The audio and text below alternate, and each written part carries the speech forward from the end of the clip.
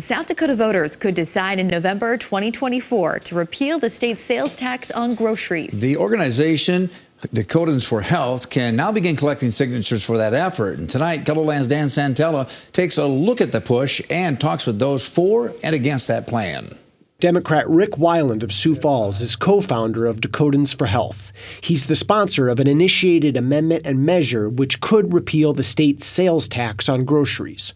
One would change the state constitution, the other state law. This is such a regressive tax, and I think Governor Noem saw that when she was campaigning, and it disproportionately affects low-income families. Repealing the state sales tax had the governor's support during this past legislative session, but in the end, lawmakers did not oblige. Legislators instead passed House Bill 1137, which reduces the general state sales tax rate from 4.5% to 4.2% through the summer of 2027. Noem signed this bill, and it will go into effect in July. It's estimated to save taxpayers slightly more than $100 million in its first year.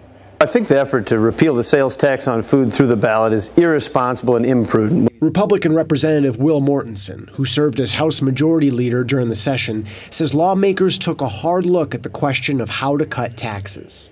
We wound up cutting the general sales tax cut, and we did that because it provides sales tax relief not just on food, but on fencing supplies and fireworks and everything that we pay taxes on. Mortensen says a proposal of a tax cut without a way to finance it is, quote, irresponsible.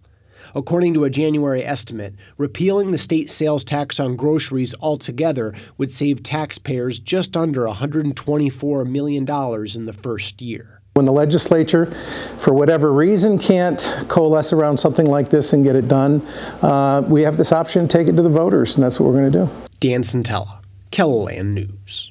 And the deadline to collect enough signatures is May of next year.